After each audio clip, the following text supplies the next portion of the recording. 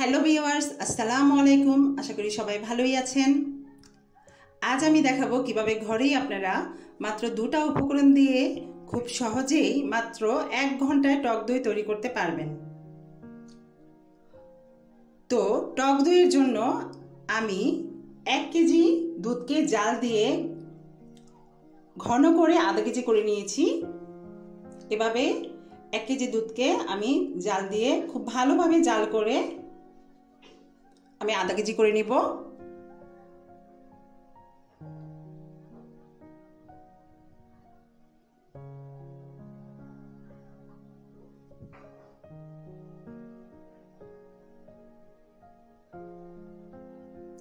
এভাবে জাল করে আধা কেজি করার পর আমি এটাকে ভালোভাবে পুরোপুরিভাবে ঠান্ডা করে নিব। দুধটা পুরোপুরি ঠান্ডা হতে হবে।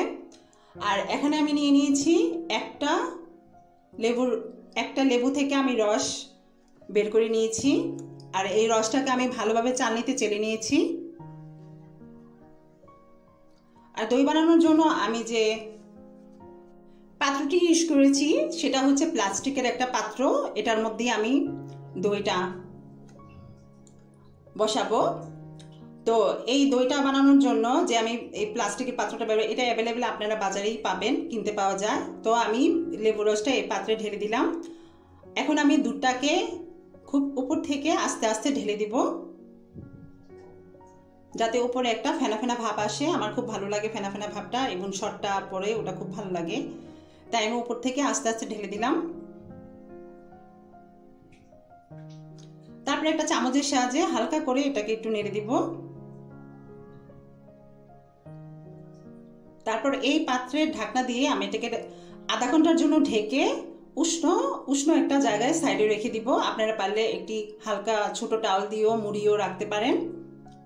এভাবে আধা ঘন্টা আমি নর্মাল একটা উষ্ণ জায়গায় রেখে দিব। আর তারপর আধা ঘন্টা আমি ফ্রিজে রাখবো। দেখেন আধা ঘন্টা ফ্রিজ থেকে বের করে নিয়ে আসার পর আমার দইটা কেমন হয়েছে। দইটা পুরোপুরি পারফেক্ট একটা দই হয়ে গেছে। আপনারা ইচ্ছেগুলো বাসায় ট্রাই করতে পারেন। ঘরে বানানো দইয়ের স্বাদই অন্যরকম।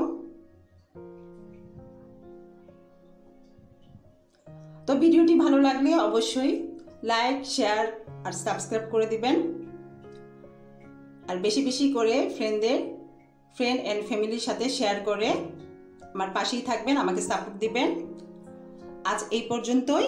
আশা করি ভালো থাকবেন, সুস্থ থাকবেন। আবারও দেখা হবে নতুন আরেকটি ভিডিও নিয়ে। সেই পর্যন্ত ভালো থাকবেন। খুদা হাফেজ।